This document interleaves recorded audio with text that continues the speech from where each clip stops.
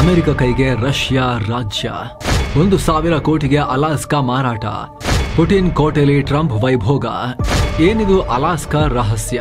ಸ್ನೇಹಿತರೆ, ಪುಟಿನ್ರ ರಷ್ಯಾ ನಮಗೆ ಆಕ್ರಮಣಕಾರಿ ವಿಸ್ತಾರವಾದಿಯಾಗಿ ಕಾಣುತ್ತೆ. ದಿನ ಬೆಳಗಾದ್ರೆ ಸಾಕು ಪುಟಿನ್ ಯುಕ್ರೇನ್ ಪ್ರಾಂತ್ಯಗಳನ್ನ ತಗೊಳ್ತೀನಿ, ನನಗೆ ಕೊಡಿ, ನಾನು ಯುದ್ಧ ನಿಲ್ಲಿಸಬೇಕು ಅಂತ ಹೇಳಿದ್ರೆ ಯುಕ್ರೇನ್ನ ಜಾಗಗಳನ್ನು ನನಗೆ ಬಿಟ್ಕೊಡ್ಬೇಕು ಅಂತ ಹೇಳಿ ಅಖಂಡ ರಷ್ಯಾ ಕಟ್ತೀನಿ ಅಂತ ಹೇಳಿ ಕುಣಿತಾರೆ. ಆದರೆ ಇಂಥ ರಷ್ಯಾದ ಒಂದಿಡೀ ರಾಜ್ಯವನ್ನ ಅಮೆರಿಕ ವಶಪಡಿಸ್ಕೊಂಡಿದೆ ಅಂದ್ರೆ ನೀವು ನಂಬ್ತೀರಾ?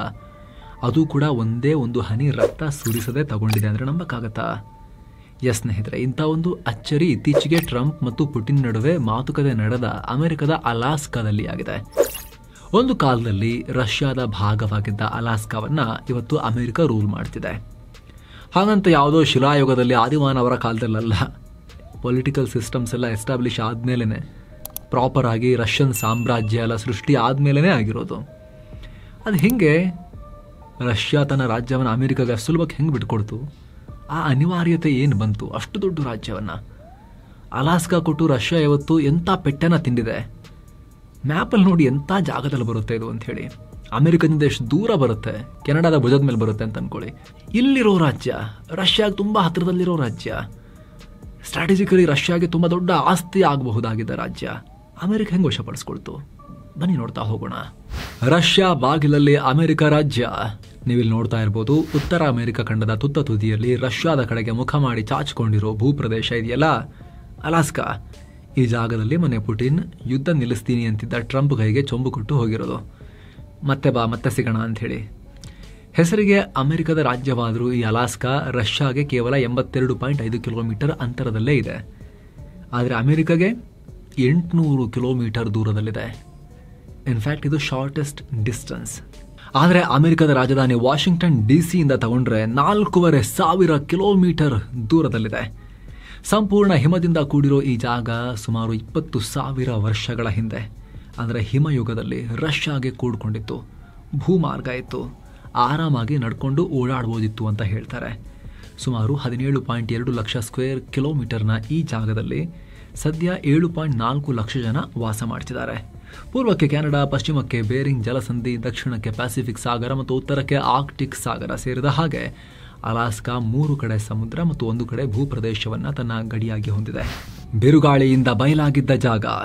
ಸ್ನೇಹಿತರೆ, ಅಲಾಸ್ಕಾವನ್ನ 1741ರಲ್ಲಿ ಮೊದಲ ಬಾರಿಗೆ ರಷ್ಯಾದ ಅನ್ವೇಷಕ ವಿಟಸ್ ಬೇರಿಂಗ್ ಐಡೆಂಟಿಫೈ ಮಾಡಿದ್ರು. ಈಗ ಆಲ್ರೆಡಿ ಏಷ್ಯಾಗೆ ಸಮುದ್ರ ಮಾರ್ಗ ಹುಡುಕಿದ್ದ ಈತನನ್ನ ರಷ್ಯನ್ ಚಕ್ರವರ್ತಿ ಪೀಟರ್ ದಿ ಗ್ರೇಟ್ ಪ್ಯಾಸಿಫಿಕ್ಗೆ ಮಾರ್ಗ ಹುಡುಕುವಂತ ಕಳಿಸಿರ್ತಾರೆ. 3,000 ಜನರೊಂದಿಗೆ ಹೊರಟಿದ್ದ ಈತ ಬೇರಿಂಗ್ ಜಲಸಂಧಿ ಮೂಲಕ ಪ್ರವಾಸ ಮಾಡಿದ್ರು. ಇಂಥ ಟೈಮ್ನಲ್ಲಿ ಬಂದ ಬಲವಾದ ಬಿರುಗಾಳಿಯೊಂದು ವಿಟಸ್ ನಾವೆಯನ್ನ ಅಲಾಸ್ಕಾ ಕಡೆಗೆ ಎಳ್ಕೊಂಡು ಹೋಯಿತು. ಅಂದಿನಿಂದಲೇ ಅಲಾಸ್ಕಾ ರಷ್ಯನ್ನರ ಕಣ್ಣಿಗೆ ಬಿತ್ತು. ಬಳಿಕ 1784ರಲ್ಲಿ ರಷ್ಯಾದ ತುಪ್ಪಳ ವ್ಯಾಪಾರಿ, ಅಂದರೆ ಈ ಪ್ರಾಣಿಗಳ ಮೈಯಲ್ಲಿರುತ್ತಲ್ಲ ರೋಮ, ಅವುಗಳ ವ್ಯಾಪಾರಿ ಅಲಾಸ್ಕಾದಲ್ಲಿ ಪರ್ಮನೆಂಟ್ ರಷ್ಯನ್ ಸೆಟಲ್ಮೆಂಟ್ನ ಸ್ಥಾಪನೆ ಮಾಡಿದ್ರು. ಅಲ್ಲಿಂದ ಈ ಭೂಭಾಗ ರಷ್ಯಾ ಆಡಳಿತಕ್ಕೆ ಒಳಪಡ್ತು.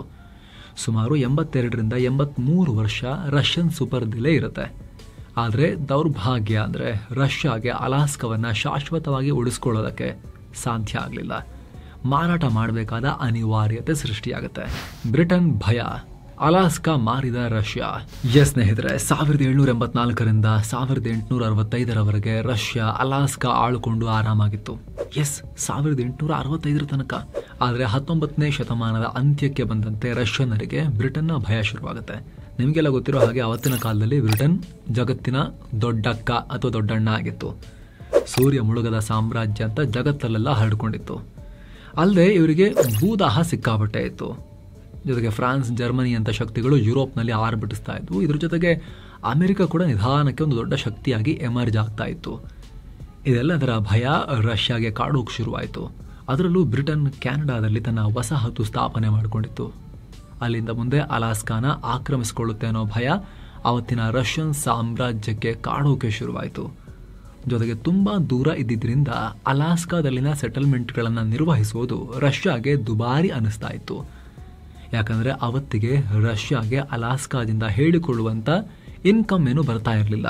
ಖನಿಜ ನಿಕ್ಷೇಪ, ಕಚ್ಚಾ ತೈಲ ಈ ತರದ ಅವತ್ತು ಯಾವುದೂ ಅಲಾಸ್ಕಾದಲ್ಲಿ ಸಿಗ್ತಾ ಇರಲಿಲ್ಲ. ಕೇವಲ ವ್ಯಾಪಾರಕ್ಕೋಸ್ಕರ ರಷ್ಯಾ ಅಲಾಸ್ಕಾವನ್ನ ಯೂಸ್ ಮಾಡ್ತಾ ಇತ್ತು. ಆದ್ರೆ ದಿನ ಕಳೆದಂತೆ ಅದು ಕೂಡ ಡೌನ್ ಆಯ್ತಲ್ಲ. ಇದೆಲ್ಲದರ ಮಧ್ಯೆ ಗಾಯದ ಮೇಲೆ ಬರೆ ಅನ್ನೋ ಹಾಗೆ ಆಟೋಮನ್ ಸಾಮ್ರಾಜ್ಯ, ಫ್ರಾನ್ಸ್, UK ಒಟ್ಟಾಗಿ ಸೇರಿ ರಷ್ಯಾ ಸಾಮ್ರಾಜ್ಯದ ಮೇಲೆ ಕ್ರೈಮಿಯನ್ ಯುದ್ಧ ಮಾಡಿದ್ವು. ಇದರಲ್ಲಿ ರಷ್ಯಾ ಸೋತ್ ಹೋಯ್ತು. ಇದರಿಂದ ರಷ್ಯಾ ಆರ್ಥಿಕ ಪರಿಸ್ಥಿತಿ ಇನ್ನಷ್ಟು ದುಸ್ಥಿತಿಗೆ ಹೋಯ್ತು.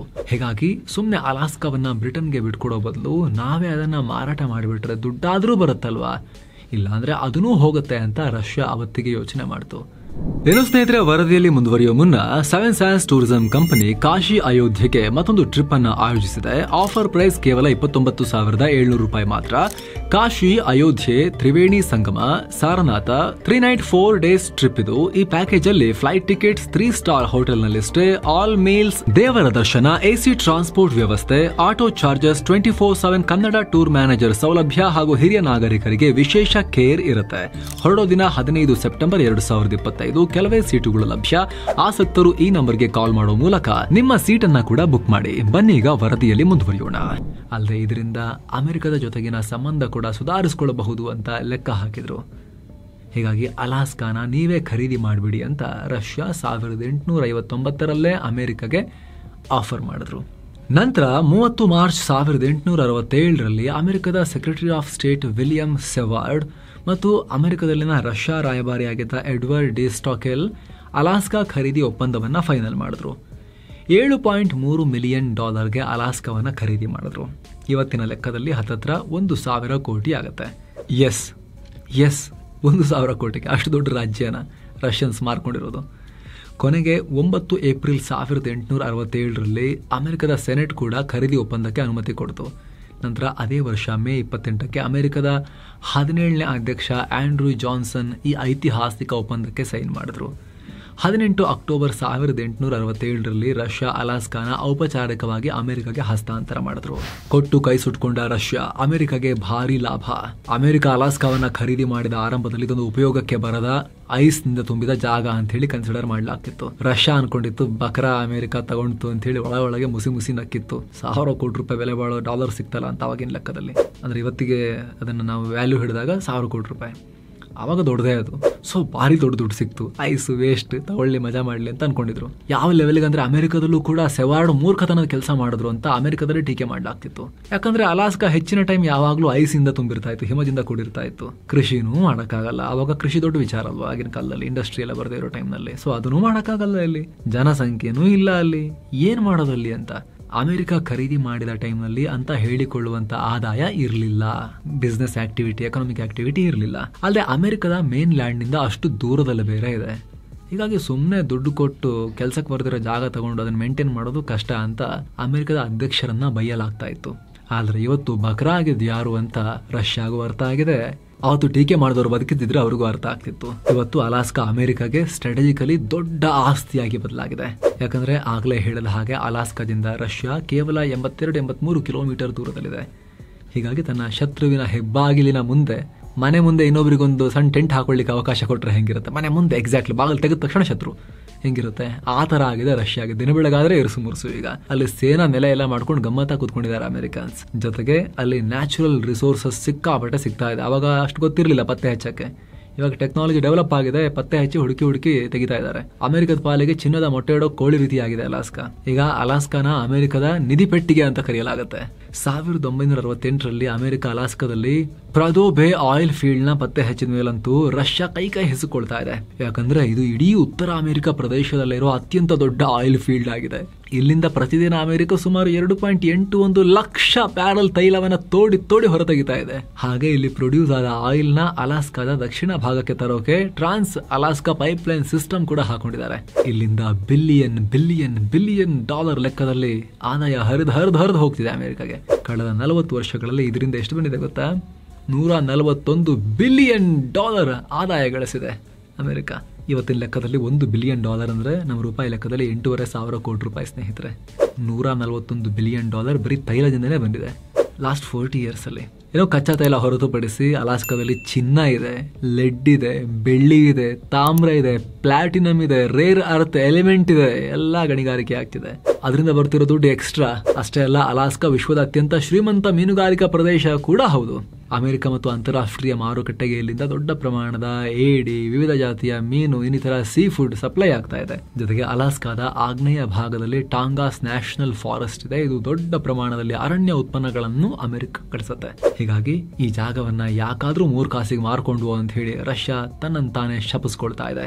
ಇದಕ್ಕೆ ಸಂಬಂಧಪಟ್ಟಂತೆ ನಿಮಗೆ ಏನನ್ಸುತ್ತೆ ಕಾಮೆಂಟ್ ಮಾಡಿ ತಿಳಿಸಿ. ಮತ್ತೆ ಭೇಟಿ ಆಗ್ತಿರೋಣ. ನಮಸ್ತೆ.